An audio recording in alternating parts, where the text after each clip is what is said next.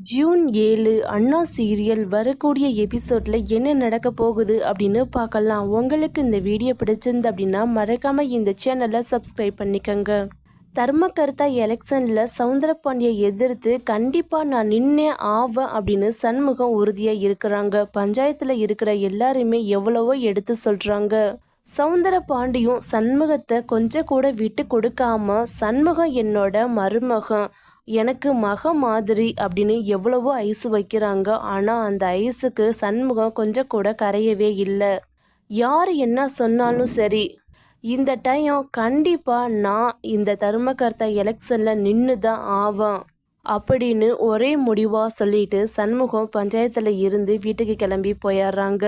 வீட்டுக்கு வந்த சவுந்தரபாண்டி, நான் மட்டும் இந்த தர்மகர்த்தா எலெக்ஷனில் ஜெயிக்காமல் விட்டுட்டேன்னா நான் உயிரோடையே இருக்க மாட்டேன், தன்னைத்தானே ஏதாவது பண்ணிக்கிட்டு செத்துருவான் அப்படின்னு சொல்லிட்டு இருக்கிறாங்க.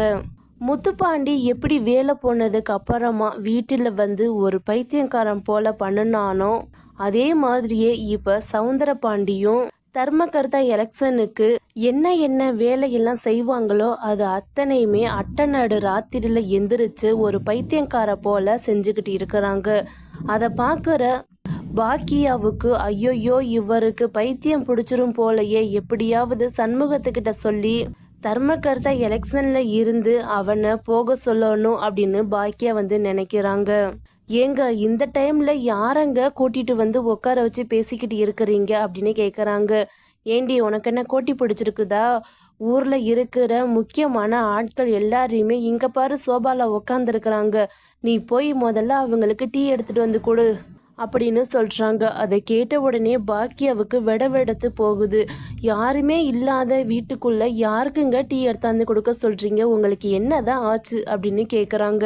ஏங்க என்னைய தர்மகர்த்தா எலெக்ஷனில் ஜெயிக்க வைக்கிறதுக்காக தானே வந்திருக்கிறீங்க, அப்படியே ஊரு ஃபுல்லாக போஸ்டர் அடித்து ஒட்டணும், அதுக்கு இந்த மாதிரி போஸ்ட் நல்லா இருக்குமான்னு பாருங்க அப்படின்னு எந்திரிச்சு கையெடுத்து கும்பிட்ற மாதிரியும் வணக்கம் சொல்கிற மாதிரியும் போஸ்டருக்கு போஸ்ட் கொடுத்துக்கிட்டு இருக்கிறாங்க சவுந்தரபாண்டி.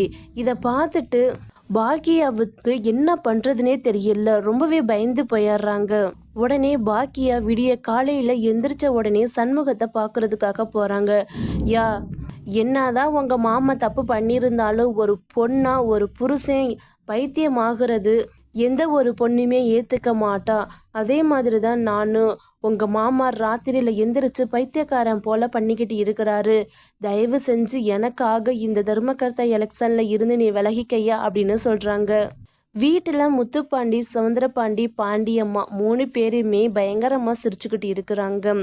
நைட்டு என்னோட ஆக்டிங்கை பார்த்தியல்ல, ஒரு பைத்தியக்கார பண்ணின மாதிரியே இருந்துச்சுல்ல, கண்டிப்பாக தான் புருஷன் பைத்தியம் ஆயிடக்கூடாதுங்கிறதுக்காக பாக்கியா எப்படியாவது அந்த சண்முகத்துக்கிட்ட ஏதாவது எடுத்து சொல்லி கண்டிப்பாக அந்த சண்முகத்தை தர்மகர்த்தா எலெக்ஷனில் நிற்க விடாமல் செஞ்சிருவா. அதுக்கு தான் நான் நைட்டே மாஸ்டர் பிளானை போட்டு உங்கள் யாருக்குமே தெரியாமல் அதை நான் பாக்கியா பார்க்குற மாதிரி செஞ்சு விட்டுட்டேன் அப்படின்னு சொல்கிறாங்க. அப்பா நீ பெரிய கில்லாடி தான், உன்னோட வேலை முடிஞ்ச உடனே எனக்கு என்னோட காக்கி சட்டை திரும்ப கிடைச்சாகணும் அப்படின்னு சொல்கிறாங்க. இருடா, தர்மகர்த்தா எலெக்ஷனில் மட்டும் நம்ம ஜெயிப்போம், அதுக்கப்புறமா என்னென்ன நடக்கணுமோ அத்தனையுமே நம்ம பிளான் படி நடத்திக்கலாம் அப்படின்னு சவுந்தரபாண்டி சொல்லிட்டு இருக்கிறாங்க.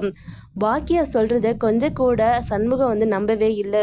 அத்தை, உன் புருஷன் இதில் ஜெயிக்கிறதுக்காக என்னைய விளக்குறதுக்காக ஏதோ நாடகம் ஆடிக்கிட்டு இருக்கிறாரு அப்படின்னு சொல்கிறாங்க.